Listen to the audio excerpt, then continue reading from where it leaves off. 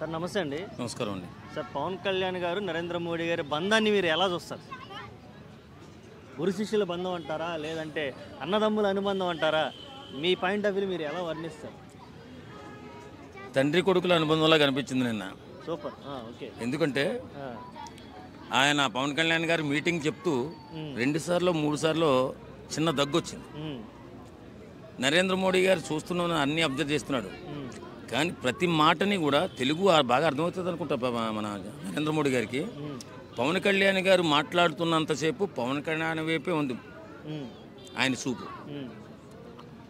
ఆ దగ్గును చూసిన తర్వాత ఆమె అదంతా అయిపోయిన తర్వాత వచ్చి కూర్చున్న తర్వాత చూడండి, మన చిన్నపిల్లలు మన పిల్లలకి ఏదైనా చాక్లెట్ కొని ఇస్తాం, అలాగా జేబులో నుంచి అదేదో చాక్లెట్ తీసి ఆ ఎస్బీజీ వాళ్ళతో పిలిపించి చాక్లెట్ చేతిలో పెట్టి దగ్గు తగ్గించుకొని చెప్పి ఏదో చెప్పినట్టుగా కన్న కొడుకును పుచ్చగించినట్టుగా పుచ్చగించాడు. అంత గొప్ప స్నేహం వాళ్ళది. కాబట్టే వేళ ఆంధ్రప్రదేశ్ అభివృద్ధి చెందుతుందని చెప్పి ప్రతి ఒక్కరికి కూడా తెలుగు ప్రజలకి నమ్మకం వచ్చింది. పవన్ కళ్యాణ్ గారు ఎన్ని నిధులు అడిగినా అభివృద్ధి కోసం ఏ పని అయినా చేసేలా ఉన్నారు ప్రధానమంత్రి గారు. ఓకే, ఇలా బ్యాకప్ చేయడం చూస్తుంటే పవన్ కళ్యాణ్ గారికి నెక్స్ట్ సెంట్రల్ గవర్నమెంట్ పదవి కన్ఫర్మ్ ఆయన్ని అక్కడ తీసుకెళ్ళి కూర్చోబెట్టాలని మోదీ గారు భావిస్తున్నారు అని ఇండికేషన్స్ ఇస్తున్నారా? లేదంటే తెలుగు ప్రజలను ఇప్పుడే ప్రిపేర్ చేస్తున్నారా? లేదంటే చంద్రబాబు నాయుడికి హింట్ ఇస్తున్నారా, నువ్వు ఏం చేసినా పవన్ కళ్యాణ్ ఉన్నాడు ఇక్కడ అనే హింట్ ఇస్తున్నారా? ఎలా అర్థం చేసుకోవాలి? అదేం లేదండి, ఎందుకంటే పవన్ కళ్యాణ్ గారు ముందు చూపు. ఇప్పుడు వాస్తవంగా వేళ కేంద్ర ప్రభుత్వం నిలబడిందంటే పవన్ కళ్యాణ్ గారి వల్లే. ఇది నిజం, ఎవరు ఒప్పుకున్నా ఒప్పుకోకపోయినా. ఎందుకంటే మన మోడీ గారికి చంద్రబాబు నాయుడు గారితో జతకట్టడం ఇష్టం లేదు. ఫస్ట్ ససేమరం కాదు, ఖచ్చితంగా జతకట్టాల్సిందే.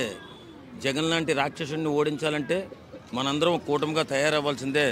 మీరు నన్ను ఎన్ని తిట్టినా పర్లేదు, కొట్టినా పర్లేదు తండ్రి స్థానంలో ఉండి, కానీ జత మాత్రం కట్టాలి. లేకపోతే ఆ రాష్ట్రాన్ని సర్వనాశనం చేసేస్తున్నాడు జగన్మోహన్ రెడ్డి. చాలా రౌడీజం, గూండాయిజం, కబ్జాలు పెరిగిపోయాయి. ఈరోజు మనం కానీ తేలికగా వదిలేస్తే జగన్మోహన్ రెడ్డి మళ్ళీ రాజకీయ సీఎం అయితే ఆంధ్రప్రదేశ్ ఒక 50 సంవత్సరాలు వెనక్కి వెళ్ళిపోయి భిక్షమెత్తుకునే స్థాయికి వెళ్ళిపోద్ది. ప్రజలందరూ కూడా ఇతర రాష్ట్రాలకు వలసపోతున్నారు పనుల కోసం, ఉద్యోగాల కోసం. ఇక్కడ ఎలాంటి ఉద్యోగాలు చేసే పరిస్థితి లేదు. కారణం ఏంటంటే ఎలాంటి కంపెనీలకి కూడా ఆయన రావడానికి ఇష్టపడట్లేదు, సర్వనాశనం చేసేస్తున్నాడు.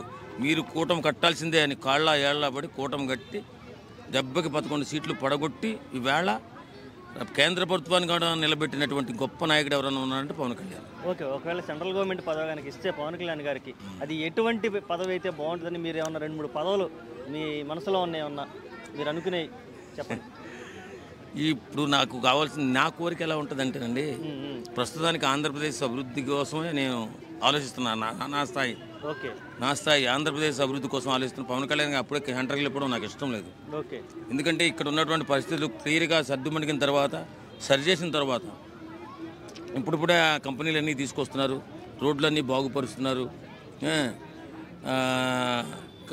ఫ్యూచర్లో 5 సంవత్సరాల తర్వాత కుర్రోళ్ళకి, యువతకు ఉద్యోగాలు రావాలి. ఎక్కడ వారు అక్కడ ఉద్యోగాలు చేసుకునేలా ఉండాలి. ఇప్పుడు మాలా నాకు 3 పిల్లలు ఉన్నారు. నా 3 పిల్లలు నా ఇంటికాడ ఉండాలంటే నా దగ్గరలో ఉద్యోగాలు చేస్తే వారానికి 2 రోజులు నా ఇంటికాడ ఉంటారని ఆశపడతాను. కాబట్టి అదే దూరంగా పోతే సంవత్సరానికి 1 సారి 2 సార్లు వచ్చి పోతుంటారు. అలాగే ఈ తండ్రి కూడా కోరుకోడు. కాబట్టి మనకు అందుబాటులో ఉద్యోగాలు ఉండాలంటే మన రాష్ట్రంలో ఉద్యోగాలు వస్తే అందరూ హ్యాపీగా ఉంటారు. కాబట్టి మన రాష్ట్రం ముందుగా అభివృద్ధి చెందాలి. ఆంధ్రప్రదేశ్ అభివృద్ధి చెందితేనే ఆ తర్వాత పవన్ కళ్యాణ్ గారిని బయటకు వెళ్ళిపోమని తప్పలేదు. పవన్ కళ్యాణ్ గారిని ఏమన్నా ఈ 5 ఏళ్ల తర్వాత కానీ నెక్స్ట్ 10 ఏళ్లలో కానీ సీఎంగా చూసే ఛాయిస్ ఏమైనా ఉందా, ఛాన్స్ ఏమైనా ఉందా?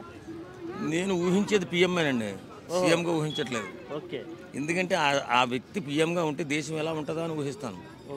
ఖచ్చితంగా అలాంటి కరప్షన్ లేని నాయకుడు, అలాంటి అవినీతి లేని నాయకుడు. 10 ఏళ్లలో మళ్ళీ రాజకీయపరమైన అనుభవం పెంచుకొని నెక్స్ట్ 10 ఏళ్లలో పిఎం అవ్వాలంటారు. అంతే, ఖచ్చితంగా పిఎం అవ్వాలి.